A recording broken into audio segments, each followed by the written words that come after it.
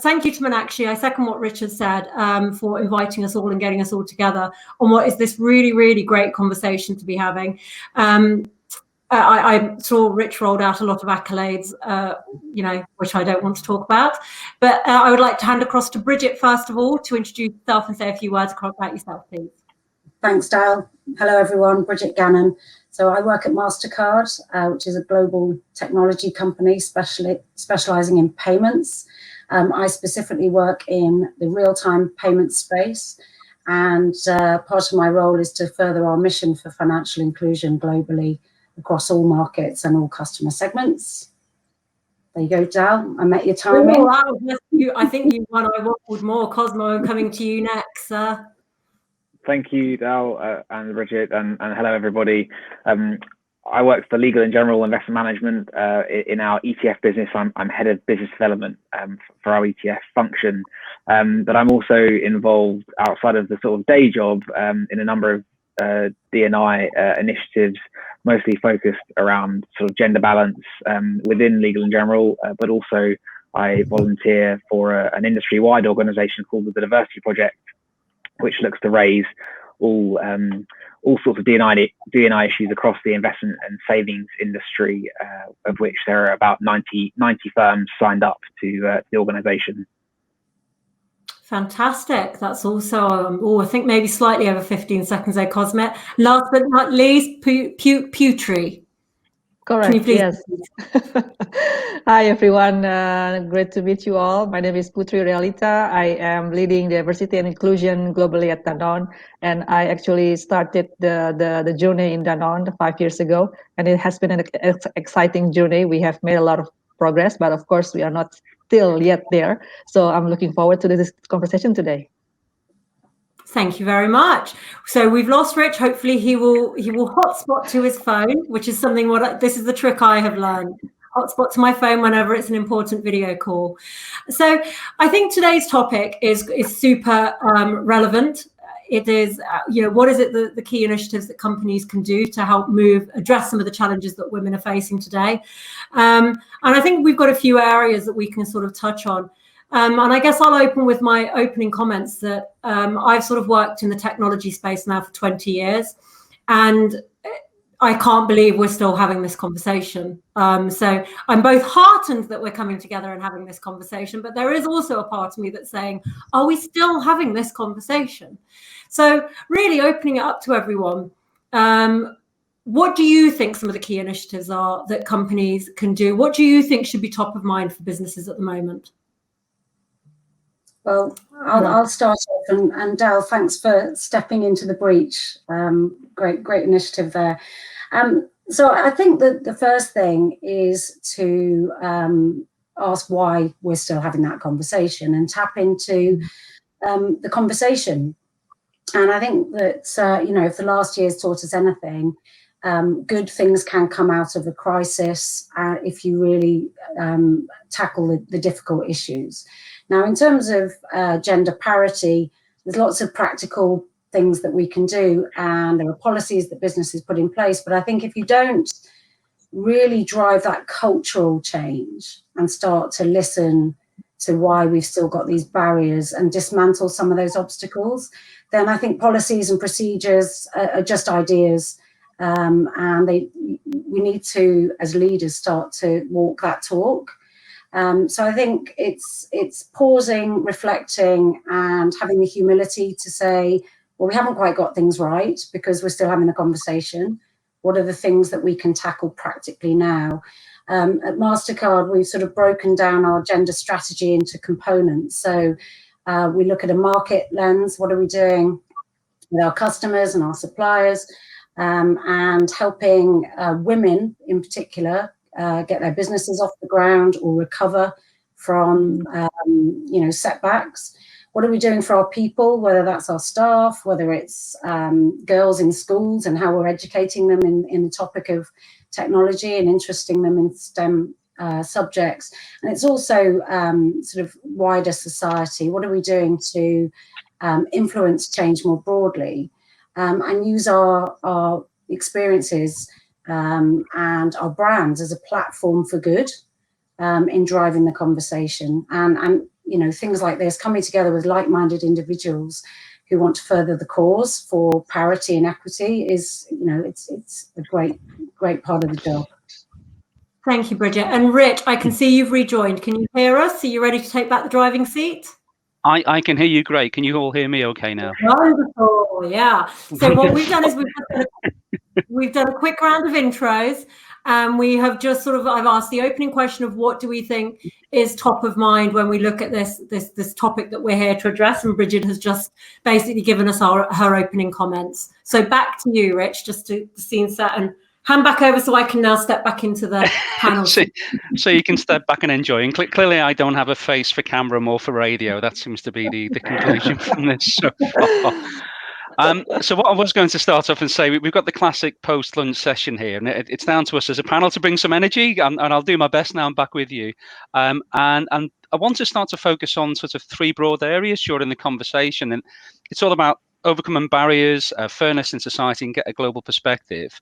And then go back to the key question of the session: how can companies adapt and address the key challenges women are facing today? So I thought we'd start off jumping in, take a recruiting lens as a first discussion. And Dal, I know you've previously highlighted, you know, barriers continue to be representation of women in senior leadership roles. And a quote in Marion Edelman, who famously said, you can't be what you can't see. So I just wonder if we start a chat just in general on the recruiting challenges that are facing women today. Can you take us a bit further on that conversation, please, Dal? Absolutely, and thanks. I think that's a great place to start. So look, I think there's one bold statement. Let's bring the energy. Let's wake everyone up, and let's sort of, you know, we're in that food coma after lunch. Don't tell me it's a talent problem. I'm done with hearing that we can't find the right amount of talent to actually bring more women or more diversity into these positions. Rubbish. I see so many organizations where at the grassroots, they have got no problem taking in a 50-50 intake. And so you can't tell me that the challenge you're facing is a talent problem when actually you're getting people in on the grounds and something's happening internally as we're moving women up through the organization. So I think from there's a recruiting lens, and then I think there's a cultural lens. And if we start with the recruiting lens, you know, we at 10th Revolution, we've been doing this for years, and we work with a lot of the customers in this space. And there's a few very interesting conversations starting to be had. These, you know, large corporates have been doing this for a while, but, you know, really look at your recruiting practices. And when I talk about this is really simple stuff. What is the language that's going out on job specs? There's plenty of studies now that show if you use certain words and certain language, you actually you will put certain demographics off from applying. So if you use words like aggressive and go-getter, studies have proven that less women are going to apply for that job. So look at the language you're using. I think another really key thing that people need to do is look at your set of skills, that when you say, well, because people group skill into essential versus desirable. And I have challenged some companies and I've said, is this really essential or is this desirable? Because again, studies have shown that women will apply for jobs if they meet 100% of the essential criteria. So is everything that you've got on there essential, or actually could you move stuff off there and open up the talent pool that applies? Review your hiring policies. Make sure your candidate pools are diverse. And if you can't find them, look harder. And then this is a critical bit that's really, really important. When you get that diverse candidate talent pool in to interview, is your interview panel diverse? Or are they just seeing a sea of faces that look exactly the same and potentially not like them? So I think there's a real onus here among companies to not just settle with the talent doesn't exist. Well, then look harder, cast your net wider, perhaps move some of the stuff that you think is essential onto desirable. And then let's address the other challenge, especially in the tech world, which is where we obviously recruit for. And as we see the explosive growth coming from tech-led initiatives, how are we growing that talent pool? We're going to have to bring more people into that talent pool.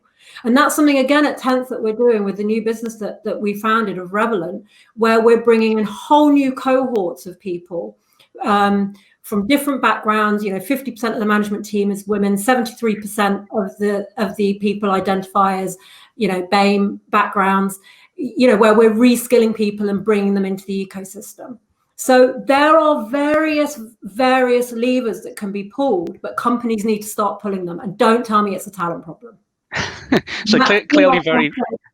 There you go.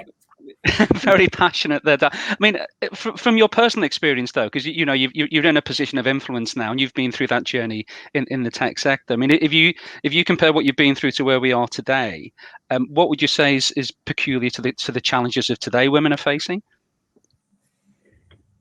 I think what is peculiar today is I think that there's a disjoint. There is a real disjoint between the language companies are putting out and the reality.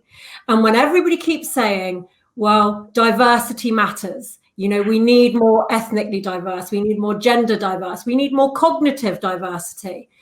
Okay. Well, how long is it going to take to keep moving this needle? What else are you waiting for? There's a disjoint between the words that are coming out and the action that is being taken. And that's why I kind of sit here and go, why are we still having these conversations around gender? Shouldn't we have moved on by now? And my fear is if we actually take real action and affirmative action in some of these spaces, there's going to be another panel sat here in 10 years having the same conversation. And maybe that's one of the key tastes. If we're back here in 10 years, it's all gone catastrophically wrong. Putri, from your perspective, then, and maybe with a more global view, do you echo some of the comments Dal said there from recruiting, or do you have any peculiar challenges across various regions you need to highlight for us? No, yes, absolutely. I echo all Dal's comments on the challenges and what can we do to really break these barriers. So, for example, I think that it has to really start with how we define the job descriptions, and the job descriptions are the first place to start, and how we make the job descriptions are not profile based, but instead of profile based, it's performance based. So we need to be clear as hiring managers what kind of performance that this position will deliver in the next 2 to 3 years, and that kind of job descriptions will make us rethink about, you know, run away from this profile based description that we have all the time when we are imagining a position being filled. So that's the first thing, and the second thing is really to push the diverse slates in the shortlisted candidates. So especially in those functions of jobs that are where women are lacking. So, for example, in Danone, we have operations, a specific function, a specific focus in operations, in the manufacturing, for example, and also in IT. I mean, IT is very obvious of obvious areas to improve. So with that, also we not only when we recruit talent, but also when the talents are already in the company. That's also something that we need to think about, because of course when you look at the position, we usually have a ratio of 20-80, so 20% from recruiting and 80% from promotions. So how we really develop the existing talents in the organizations to be able to reach this senior positions, senior leadership positions. And at Danone, we started, when I started the journey in Danone about 4 years ago, we set up a key targets to improve the women in executive levels, which is the top 200 positions in the company, from 17% to 30%. And I'm gladly say that we have achieved these targets. I mean, we are not still yet at gender parity, and I believe that this can be achieved. And actually, we just announced our new 2025 targets, which will be gender parity in the whole directors plus executive population. So this is around 1,800 top managers globally. So I think that through all this combination of recruitment and development programs, such as like mentoring, sponsorship, visibility plan for women talents, peer-to-peer mentoring, for example, also including women's leadership programs, but as well as building a talent pipeline and building really a clear talent pipeline that can really enable women talents to thrive in the organizations. And on top of that, we also need to think about the system and how we can disrupt the system of talent review process. So, for example, in Danone, we put in place we call it inclusive diversity guardian angel to sit in the talent reviews process, and the role is to really challenge the biased comments that are made by people and to make sure that the conversations is really based on evidence instead of from personal judgments. And we'll hold on to some of these things later, because what I'd like us to move through the conversation through to is going to be about how do we make change happen and barriers to change. So I'd be keen to pick that up again, moving on later. So that's recruiting, but how about returning to employment? And this has been touched on in some previous sessions as well. Cosmo, I know this is something that you're involved in your organisation. Can you give us an overview of how that's been approached in Legal in General? Yeah, sure. Thanks, Rich. And yeah, just to address your point, one of the ways that we have been trying to address this sort of mid-career gender balance gap is by working with a number of different organisations that are sort of administering returners programs. So whether that's a returnship style program or something that actually results in directly hiring into a full-time role. And one of the programs that Legal in General has been involved in was set up by the Diversity Project, which I referenced at the beginning of this panel session, an investments and savings industry-wide initiative that has gathered now about 90 partner firms from within the industry to contribute to raising the profile of many of these issues. And what the Diversity Project did was work with a company called Women Returners to launch a cross-company program, which involved a number of sponsor companies guaranteeing a certain number of places on the returnship program, and the Diversity Project, working with Women Returners, actually helped to provide the sort of organisation and administration behind the application process. And we had, I think, nearly 1,000 applications from women who had some sort of career break, whether it was because of family responsibilities or caring for elderly parents, or even people that had taken sabbaticals or had been traveling or career breaks for whatever reason.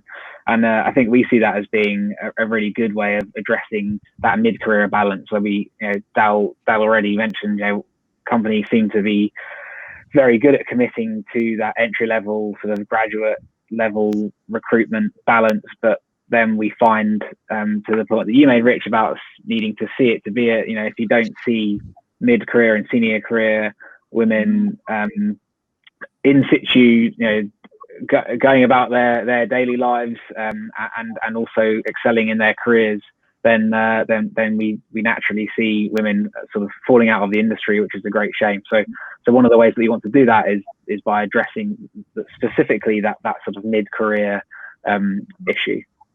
I'm just taking that as a theme then. So I can imagine one challenge is if you have a career break for whatever reason, and then come back in, getting yourself back onto that progression ladder, it creates more barriers. Is that something you're also working on, not just to re-enter, but then if someone re-enters, how can they regain their career, or are there any accelerated options or talent management? Is that part of the program as well?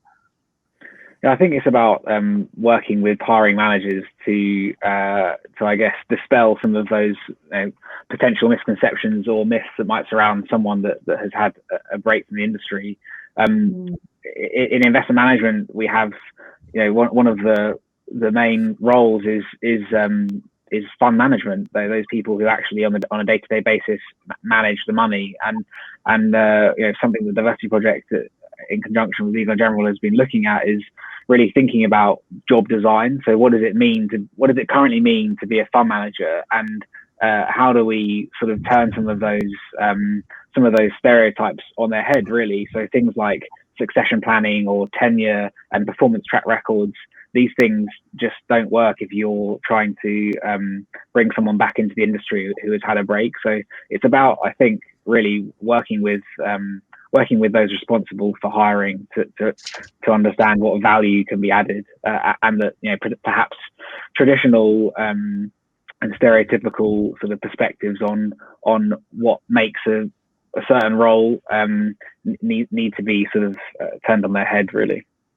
And Bridget, I know MasterCard, you've relaunched a similar program as well. Is that aligned with what Cosmo's described, or do you have any different perspectives? Yeah, very much so. So Relaunch Your Career is MasterCard's program. It's a 16-week initiative. It's a paid fixed-term contract for people returning to the workplace after a career break for whatever reason. I think the importance of this is tapping into that segment that has, potentially had a very good career prior to the break, but building their skills and equipping them with the business of today. So, I know that having had 2 short career breaks to have children, the world moves on hugely in just a few months. The way we've digitized, the way we operate, I think it's quite daunting if you've been doing something else that doesn't involve a laptop and Zoom calls. So I think, and that's a huge reservoir of talent that we could miss out on if we don't embrace it. So it gives people, not just women, access to new skills, coaching, practical career advice, all of the tools and resources that you would need to relaunch your career. And ultimately, the aim is to bring new talent into the organization in a permanent position. So I think, this whole approach to gender parity, it's got to be valid at all levels. And, bringing new talent in at different points of the career path is key for, that thought diversity. And think about all those experiences that people have had whilst they've been off doing something else. They might have tried a startup and realised that it wasn't for them. So let's bring them back into the work environment in a different way. They would have learned a lot, and by through those challenges, they bring a lot to the workplace. And a lot of transferable skills as well, and not just be. I noticed in the previous discussion, one of the options being looked at was to take prior experience off the application form. So or carefully think how you structure the application form, so it doesn't inadvertently hinder people rejoining the workplace. It's a good point now to drop a question. I can see, Dal, you've been nodding away throughout the chats.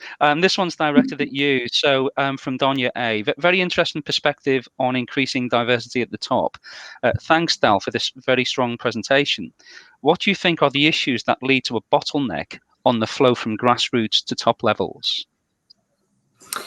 I think that's a great question. And this is how I'll answer it. I don't think it's any one thing. I think there's a few things that happen.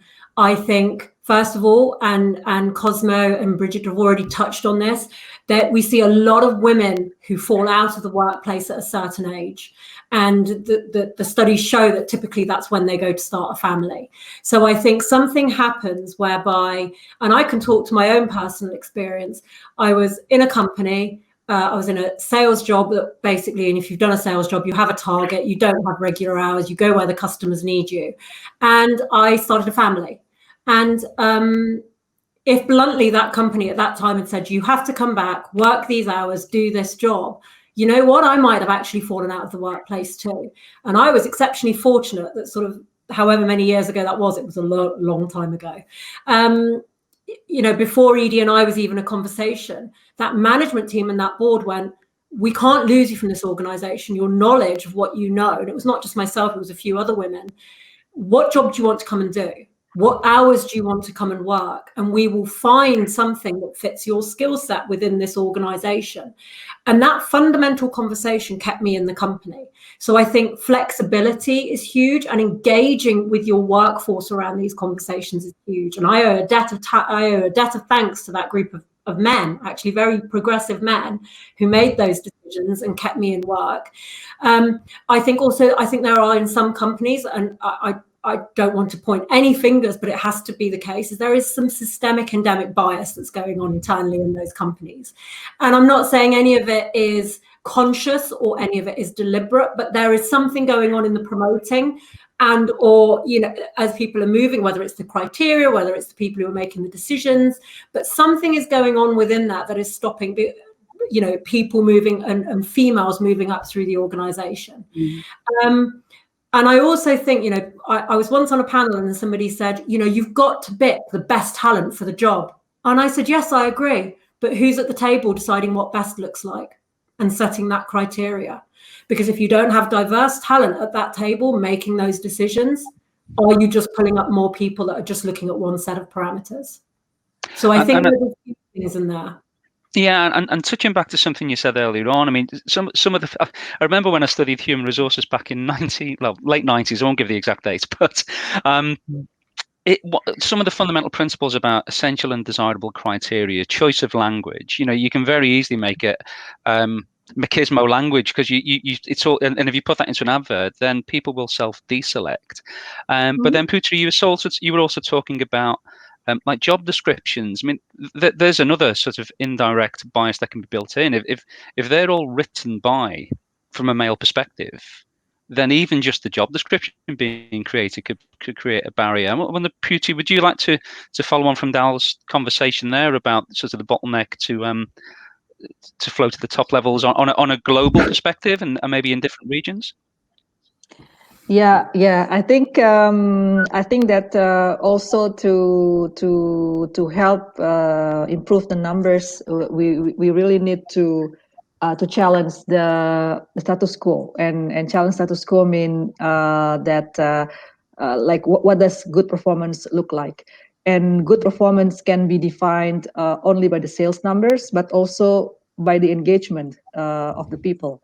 And what we learned so far is that we have quite gender balanced factories in Russia, for example, which is not the common thing across the world. So in Russia, we have quite gender balanced managers in the factories, and what we learned from that is that there are quite different points of strength that were contributed by the different leaders, the male leaders and the female leaders.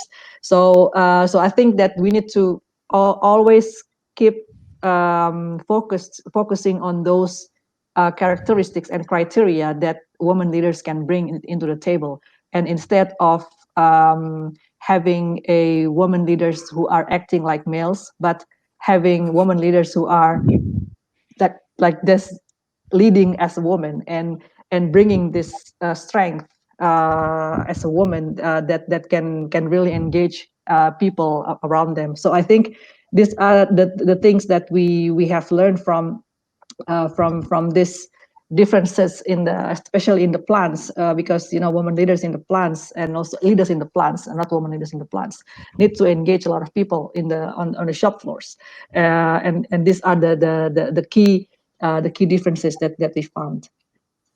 I mean, that phrase of women behaving and acting like males. I mean, if I look across to Cosmo, and you've said fund management is a very male orientated sort of area. How, from a male perspective, how do you see that in terms of the behaviours and the cultures within an organisation, and challenges that might put for women to progress in your field? Yeah, I think often it can just reinforce the problem, really, even when the powers that be might be talking about these issues and reiterating how aware they are of them and what they want to do to change them. If you find that middle management still holds deep-rooted traditional views and fairly one-dimensional views, then that's a big barrier. But I mean, my view to really sort of instigate change is that we need this to be, we need to move away from this sort of feeling or this attitude that this is women's problem. It should really be something that men are thinking about as well. Men need to be thinking more about how they can take more of a role in the household, for example. Or something I've got now a baby she's just over a year old. It's something I've been conscious of and trying to trying to share the load with my wife in the last year, especially during the pandemic. But I think it's more men need to be doing that, and managers, senior managers need to be encouraging more men to lead by example in that respect. Because as soon as you start having men and senior men working flexibly and walking the walk, then suddenly it doesn't become a problem that only women have to be faced with, and it's suddenly part of our day-to-day roles that women aren't stereotypically seen as doing. And then suddenly this whole issue kind of falls away a bit because there are different expectations about what how you're met. To your point, Future, what is performance measurement? How are you being measured? Well, it's no longer a gender thing, is it? Everyone's essentially at home at the moment, so I'm sure there's lots of men have had their eyes opened quite wide, I think, during lockdown. I just want to throw, it's nice to weave in questions as we go along. So this is for Bridget, and this is from Kisham Majaria.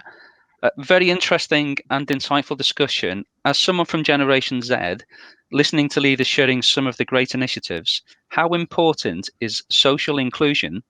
And can you share one example of what your organisation is doing? Oh, that's a great question. Thank you.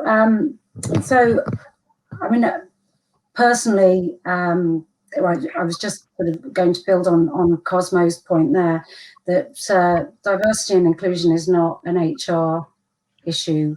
It's not for women to just bring up other women. It's for men and to see those role models.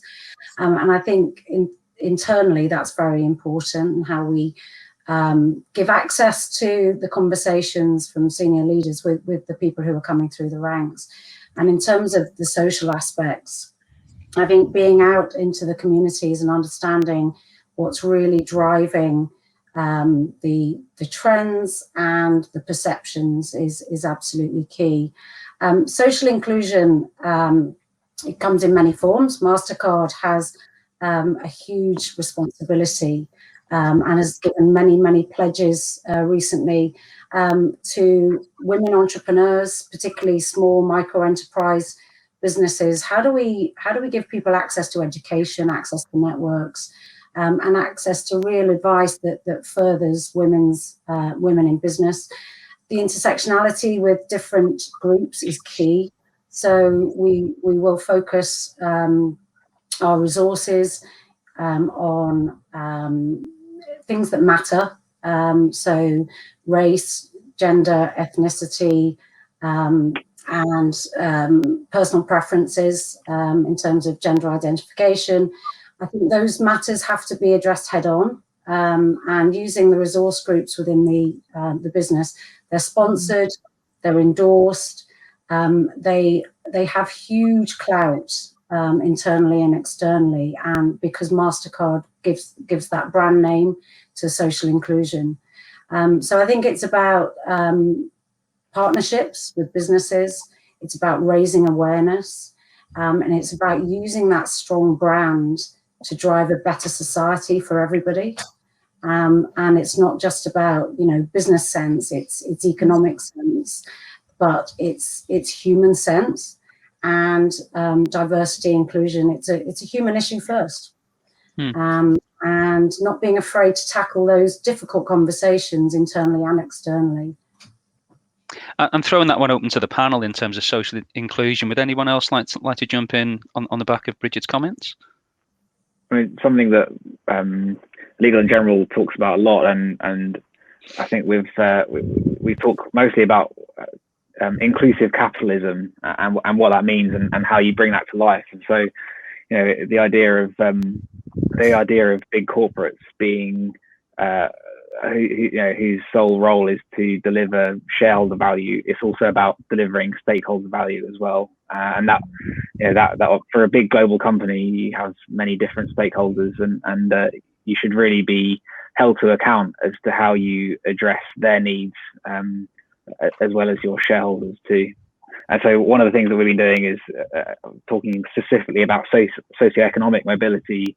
We've been working with Upreach charity to provide opportunities to graduates and school leavers who otherwise wouldn't have had the opportunity to have any work experience or friends and family in the financial world to leverage, and so we host a number of insight weeks and days during the year for a group of up to 100 children at a time, who come in and get to know about the industry, and what we're hoping to do is actually build that into the sort of formal recruitment process as well. I think that's interesting. One of the experiences with doing Royal Navy recruitment was a concept of undeniable relevance, and it goes back to if you can't see it, you can't be it. And for different either genders or sectors, saying actually that's the job I can see myself doing. And I wonder if in some sectors, if there's never been anyone in your family who's done that role, or none of your friends have done that role, it can be a barrier to entry. And I'm thinking maybe on the tech side, and I'm drawn towards you, Dal, for another question here, which we've had come in from David Pearson. This is about robotics and AI, just to get you in the mindset for that. So do women face a challenge from robotics, AI taking over their jobs disproportionately in some professions or sectors? And maybe the types of roles and the seniority of women might put them more at risk of this than men? Great question. And do you know what? I'll be really upfront and say, I don't know the full answer to that, but I can answer it to the extent that I have information available. And I think there's a few things. First of all, I think that where I think AI and machine learning needs to be handled very carefully is you need to make sure that when you're doing your checks and balances with your AI and machine learning, that the data sets that the AI and machine learning is learning off is not inherently containing biases between itself. So, for example, if we're looking at small business applications, and the majority of small applications were made by males, 90% came from men, 10% came from women, and you include that in the data, your machine learning could very easily pick up saying, well, 90% of applications in the future should be made to men. It will, it could amplify a bias that already exists. So from an AI perspective, there's an inherent onus on every business to make sure their data sets are not amplifying a bias. In terms of skill sets, it's really interesting because there are things AI and machine learning cannot replace. That is human-to-human interaction, the ability to rethink and relearn, creativity, innovation. These are soft skills that machines are not going to be able to replace. So in terms of, are there more threats for lower skilled jobs to be replaced? Yes. But I always say to people, look at the skill sets that can't be replaced and double down on that. Creative thinking is not something that AI will be able to do. I think that's really fascinating to the way you've encapsulated that, and particularly from a global perspective. I mean, do you see different regions where AI is seen as will accelerate more, or can you see different impacts across the globe? I think that for about AI influencing these jobs, I think that the biggest issue with AI is that AI can also have bias. So I think that the system of AI can also have bias like human beings. So I think that it's important to not fully when we are building the algorithms with AI, and we need to also monitor and track how these algorithms are not biased in a way. So I think we cannot fully dependent on this without having check every now and then. And I think in terms of the different challenges in the different regions, of course, some regions will have bigger challenges than the others. And of course, if you coming from Indonesia myself, I know that in Indonesia, for example, there are already challenges on the ground for women to, for example, like if you don't have the system to help, like daycare system, for example. When I moved to France, I'm very amazed how daycare systems are really helping women to be able to come back to work. And it's not such a case in Indonesia when you have to pay additional money for getting this kind of services. So of course, this would impact people and women especially differently in the different regions. It's really depends on what kind of infrastructure that are available in that particular regions and provided by the governments. And yeah. That's fascinating. And I saw Bridget nodding away, but I want to bring you in for a different list. Do you want to jump on the back of that before I ask you another question?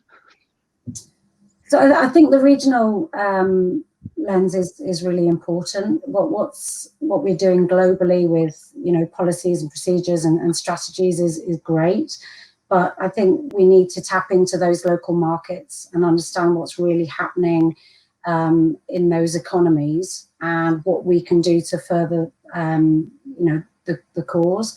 So I think financial education is very key for MasterCard to use its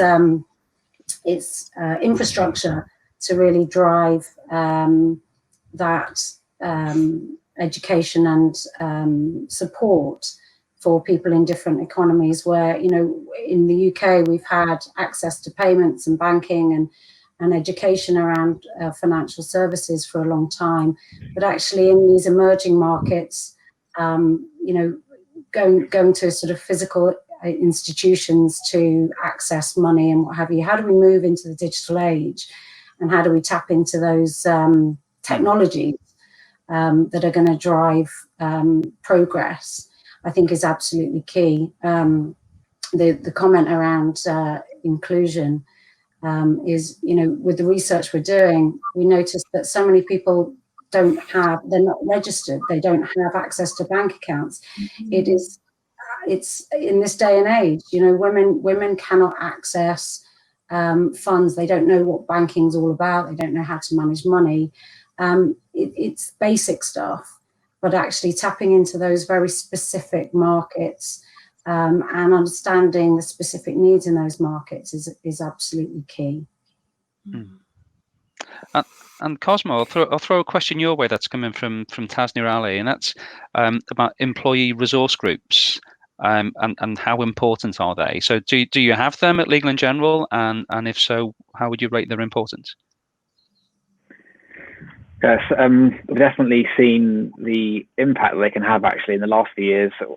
Shortly after I joined Legal & General in the investment management business, a sort of diversity and inclusion network was set up, which really was formed by a number of, sort of passionate employees whose day jobs weren't really related to anything sort of HR or de&i focused, but people that wanted to spend part of their time helping their company to progress really and address some of the issues that they saw as being pretty important. And that group has grown arms and legs and really gathered momentum. I think we started off with 2 or 3 sort of working groups, and now there are upwards of 10 with a real well thought through structure in place as well to support and guide those groups too. So we actually have for each of the networks. So I'm part of the gender balance network, but there is one looking at neurodiversity, one on LGBT+, on culture, on SEM. Each of those groups has an executive committee member as a sponsor, and so they really stand as a champion of that particular network when they are conducting themselves around the business, and we found that to be really powerful for engaging more employees to get involved and around the globe, but also to add clout really to what we're doing. And so there are a number of things that have happened that really wouldn't have happened without this group being in place. And actually the company now has committed to giving a budget every year to each of those groups to go away and organise events, put workshops on, engage with different companies and organizations externally to bring different ideas and initiatives in-house, and so we've seen it to be really, really, really effective, and I've loved being part of one of them actually.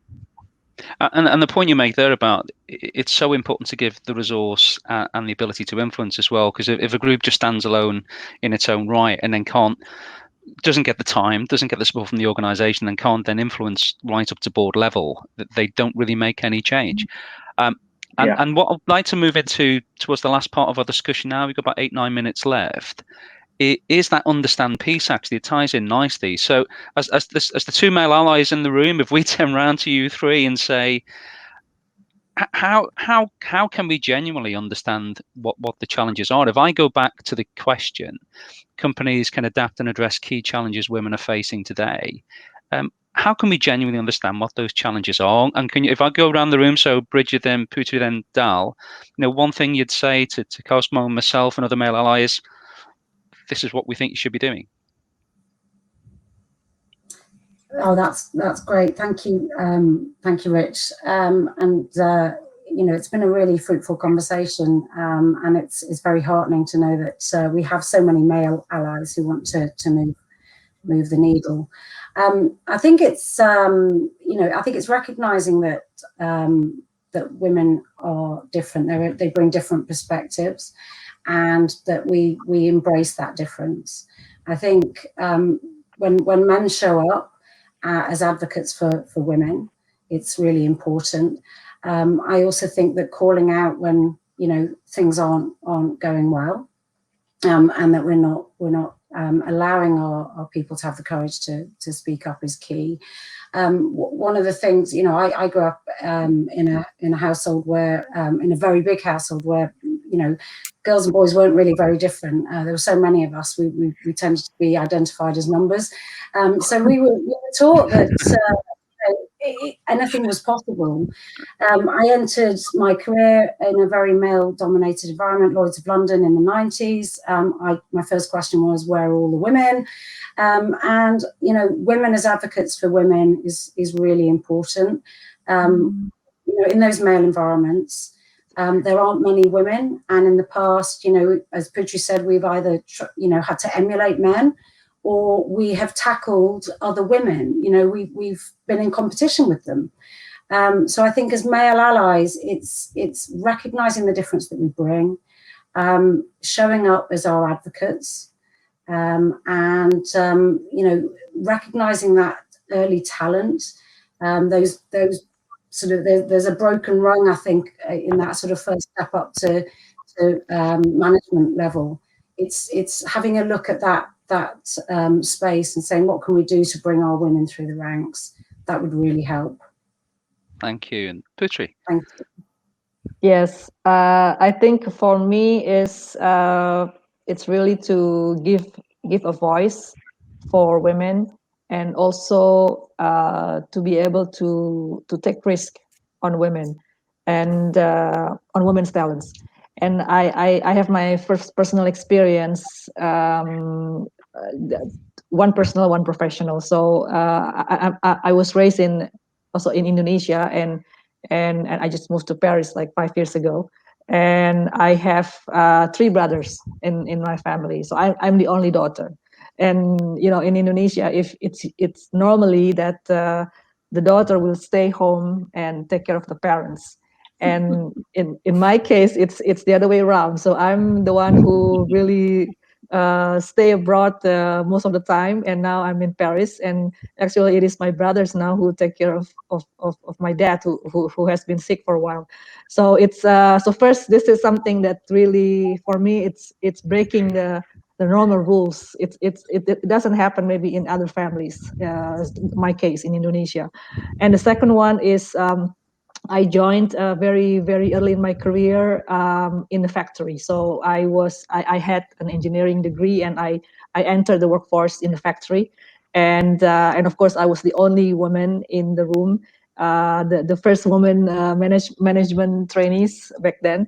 And I had this male leader who was really inclusive. And this is also how I learned what does inclusive leader look like. It was from him in my early career. And it was like I was so feeling awkward being in the room with all the male managers and very senior leaders. And he always asked me as a management trainee to join these meetings. And he always asked me questions. So he always like, okay, what do you think, Putri? And starting with this question, what do you think, Putri? And it's such a simple question, but it makes me feel included, and it makes me feel my confidence like raise up to the level where you cannot imagine. So so I think that those are the things that that I think we can do. Just give a voice and be able to give opportunity and just take the risk. And a lot of people say, oh, she's not ready for this, she's not ready for that. Why not? Why not ready? Maybe we just don't give the opportunity. Let's take this risk and see. And what's a perfect segue, because I can now say, what do you think, Dal, to move things on? What do I think? I think listen. If you ask the question, give the space to listen, and listen, seek to understand, not be seek to understood. So listen to what someone is telling you and let that information sink in versus going to defense. And I'm going to throw out a corker for you. Years ago, I watched a gentleman at the Financial Times Summit, John Amici. If you don't know him, if you haven't seen him, if you don't follow him on Twitter, do. He's a phenomenal voice. And he threw something out to the audience that has stuck with me to this day. And this is the challenge I put out to the males in the business and everyone in the business. He said, unconscious bias training, we've been doing it for ages and it's not working. And he said, and I'll throw something out there. Maybe it's not unconscious bias that we're dealing with. Right? And I think be brave, look around, take the lenses off. We all, come out. Let's actually take a real look at our organizations and where we work and where we've got a voice at the table and actually challenge and say, is this unconscious bias? And then I'll look to Cosmo and say, any comments on what you've just heard? And particularly on that last one, actually, I think that's a really strong statement, isn't it? Mm-hmm. Very strong, very strong. It definitely leaves you with something to think about.